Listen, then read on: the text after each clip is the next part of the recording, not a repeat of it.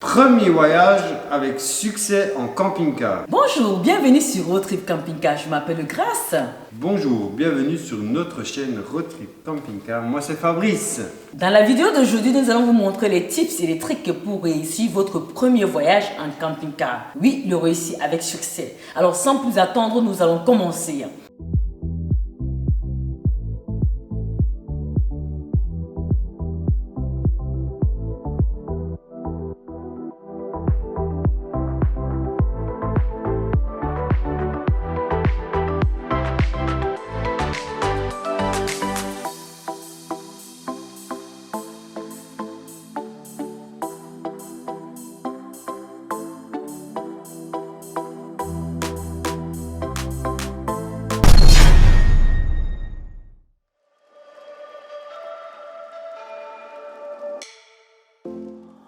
Camper près de chez vous.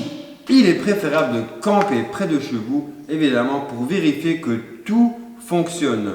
Que ce soit l'électricité, l'eau, les écoulements, que vous n'avez pas de surprise, de mauvaises surprises qui vous seraient désagréables au voyage. Oui, effectivement, c'est pour ça qu'on vous recommande toujours d'aller dans un RV park qui est près de chez vous ou alors un state park. Vous ne pouvez pas vous imaginer le nombre de choses qu'on peut oublier lors d'un premier voyage.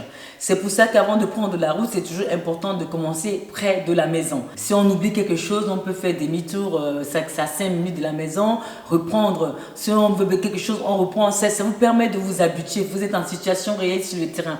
Et en même temps, c'est très important pour le premier voyage de camper avec tous les équipements, toutes les connexions. N'allez pas faire du camping sauvage pour votre premier voyage. Il faut que vous soyez dans un camping qui est tous des équipements comme un state park qui va être peut-être à 3 minutes de la maison ou alors un RV park qui est juste de l'autre côté de la rue.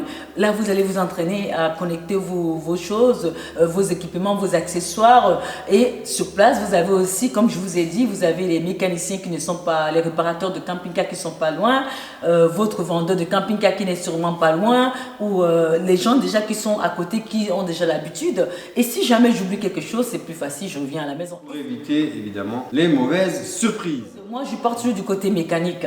Parce que le problème du camping, ce n'est pas forcément j'ai oublié la vaisselle. Parce que si vous oubliez quelque chose, vous pouvez toujours acheter sur la route. C'est surtout des problèmes de connexion. Supposez-vous que vous allez quelque part au milieu de nulle part, vous n'avez pas votre eau qui fonctionne, votre chauffage qui fonctionne. En campant d'abord près de chez vous, vous réalisez ce qui vous avez donc, ce qu'il y a comme problème technique, problème mécanique, ce qu'il faut réajuster, réparer. Et vous avez les gens qui sont à côté pour le faire.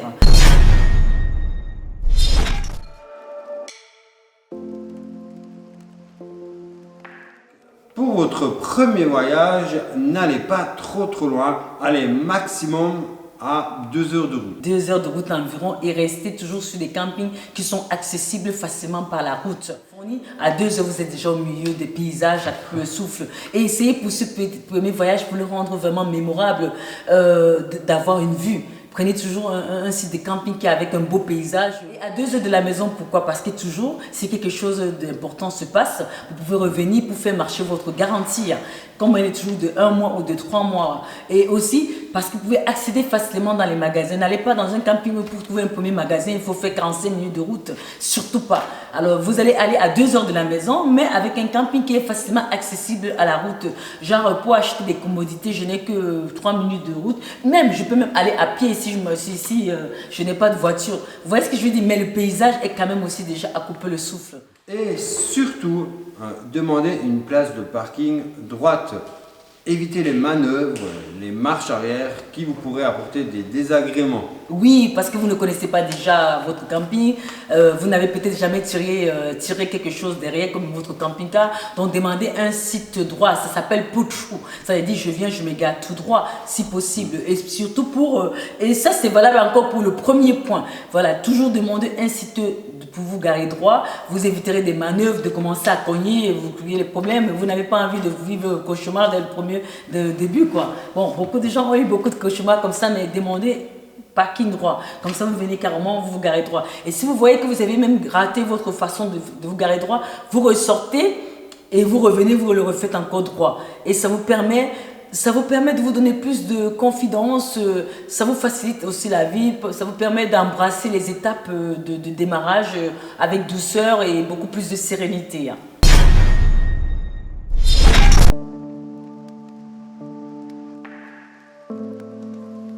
Ne surchargez pas votre camping-car, prenez que l'essentiel et ce que vous avez juste besoin. Dites-vous que vous êtes en période d'adaptation ou de familiarisation, vous essayez de comprendre le mécanisme, comment ça marche, facilitez-vous les choses.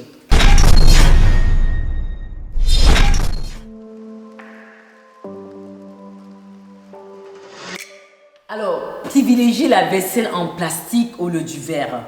Je sais que vous adorez votre verre, voilà, privilégiez la vaisselle en plastique. Vous n'imaginez pas comment dans un camping-car ça peut bouger, surtout quand on fait des descentes ou les montes, j'ai l'habitude. Mais j'ai aussi la vaisselle qui ne se casse pas, mais j'ai quand même ma vaisselle qui se casse si j'ai du monde. Voilà, mais je sais comment le ranger. Mais pour vous qui démarrez comme ça, je pense que si vous privilégiez le plastique, et à la place du cassable, ça vous faciliterait énormément la tâche.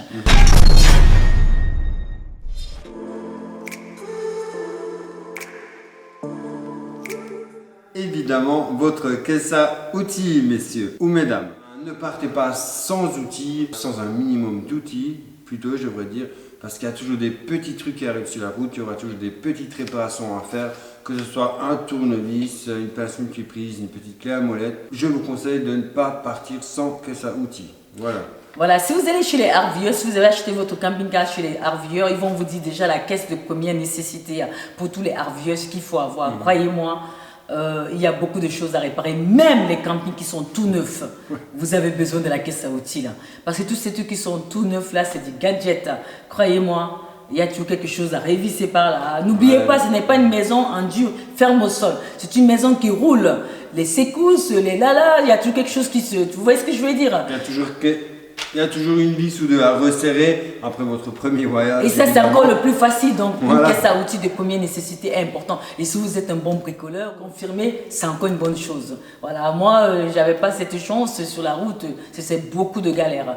Avec mon fils de 12 ans, on faisait pas mal de choses à l'époque, mais on s'en sortait comme on pouvait. On avait toujours de l'aide sur la route, mais quand vous pouvez le faire vous-même, c'est mieux. Une caisse à outils, c'est important. Moi, il m'a fallu du temps pour savoir quels outils avoir. C'est au fur et à mesure que j'avançais, les gens me disaient ça, après ça, et au final, j'ai déjà une bonne caisse. Et dernièrement encore, il y a quelques années, quand j'ai ramené Fabrice aux États-Unis avec moi, et il m'a fait une superbe belle caisse à outils. Et je peux vous dire qu'elle m'a servi dernièrement lors du dernier voyage. Elle m'a super servi. Parce que, voilà, elle m'a beaucoup servi. Parce que la façon dont tu me l'avais fait et ce que tu m'avais demandé, à chaque fois les gens me demandaient quelque chose sur la route, même pour me donner un coup de main, j'avais tout ce qu'il fallait. Merci.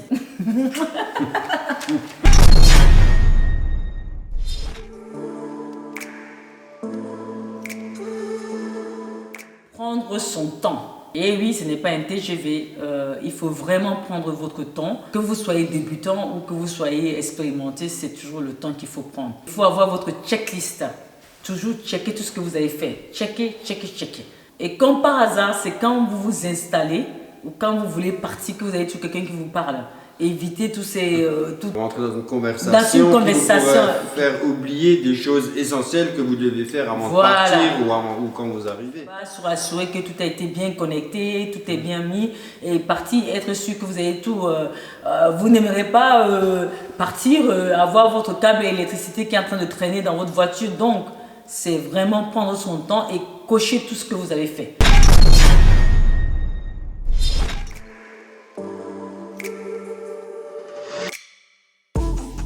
Votre camping-car ou votre fifille de niveau.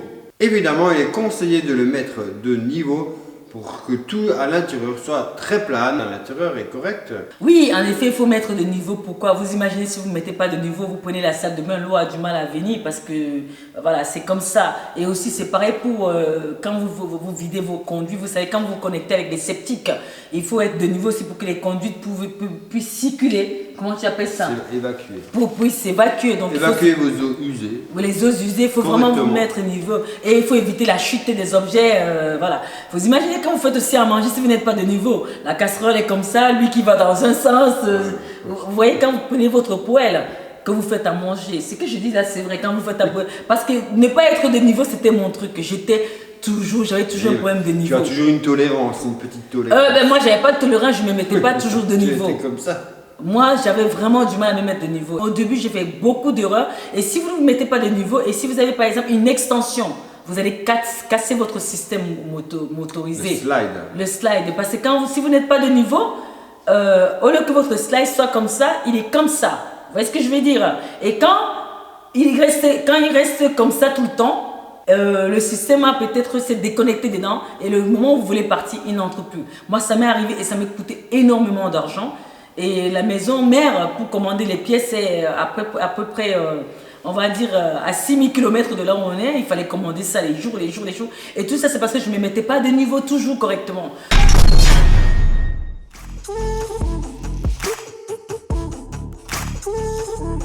Vérifiez vos connexions de septique. Oui, les connexions d'évacuation, il faut vraiment les vérifier. Par exemple, si vous êtes dans un site où il y a des connexions au septique, voilà, vous prenez votre tuyau, vous le connectez bien, comme ça, vous le raccordez bien, donc ça coule tout simplement, ça va au septique du camping en place, c'est bon.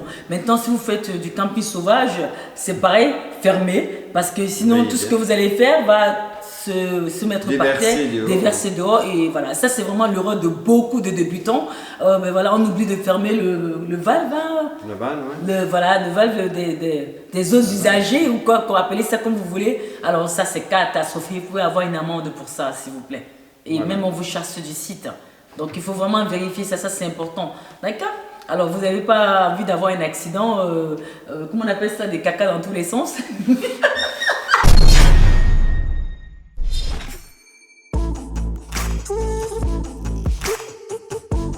Nettoyez votre camping avant le départ. Alors ça c'est vraiment quelque chose, vous savez un camping c'est une petite pièce de vie qui peut être 15 mètres carrés, 20 mètres carrés, 40 mètres carrés, 45 mètres carrés, voilà.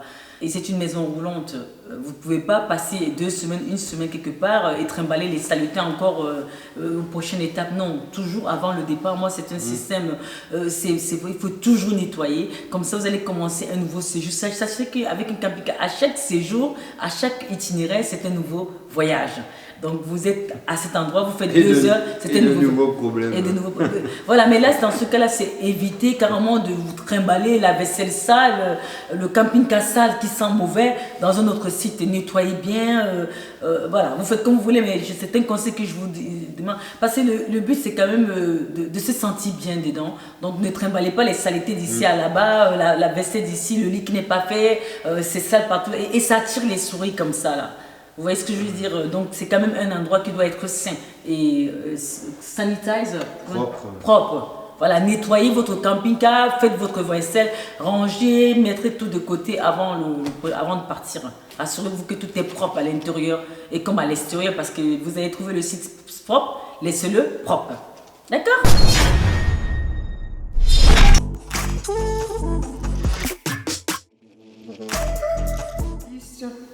Faites un dernier tour de vérification. Vérifiez bien que tout soit fermé, que tout soit déconnecté. Voilà, cherchez le mot. Merci chérie. C'est pour ça que vous devez avoir un checklist. J'ai fait ça, coché, j'ai fait ça, coché, j'ai fait ça, coché. Voilà, ceux qui ont vu ma vidéo, quand j'ai déconnecté mon camping-car du truck à Mesaverse National Park, si j'avais fait un dernier tour de vérification, j'aurais évité cet incident quand le camping-car a écrasé mon truck. Vous voyez ce que je veux dire? Faites toujours d'inattention. Manque d'inattention, quelqu'un qui vous interrompt. Ça, voilà, c'est toujours important parce que même si on vous interrompt dans une discussion, faites toujours un dernier tour. Par exemple, vous avez tout mis, vous avez tout. En général, comme on est deux, mon mari et moi, ce qu'on fait, moi je vais m'occuper de l'intérieur. Et lui va s'occuper de l'extérieur. Et à un moment donné, on va se retrouver tous les deux à l'extérieur. Et avant qu'on se retrouve tous les deux à l'extérieur, il faudrait que lui, il repasse pour vérifier ce que moi j'ai fait à l'intérieur. Et on coche. C'est-à-dire que lui, il va cocher pour moi. Et moi, maintenant, je vais aller dehors pour voir ce que lui il a fait à l'extérieur. Et moi, je vais cocher pour lui. Vous voyez? Et une fois qu'on a coché pour lui, et le dernier tour qui est le dernier tour de vérification, qu'on fait le dernier tour, pour voir si on n'a rien oublié, s'il n'y a pas une porte qui est ouverte. Et là, on coche ensemble. Et vous voyez ce que je veux dire? Mais c'est vraiment, vraiment important. d'avoir le checklist. J'ai fait ça, oui, j'ai fait ça, oui, j'ai fait ça, oui, j'ai fait ça, oui. Et vous faites un dernier tour. C'est pour ça que c'est toujours bien quand on est deux, surtout avec les grands camping-cars comme le mien, on est deux. Il y a un qui fait, moi je m'occupe de l'intérieur, lui s'occupe de l'extérieur. On se retrouve après, chacun vérifie le travail de l'autre, on est sûr qu'on a bien fait en partie.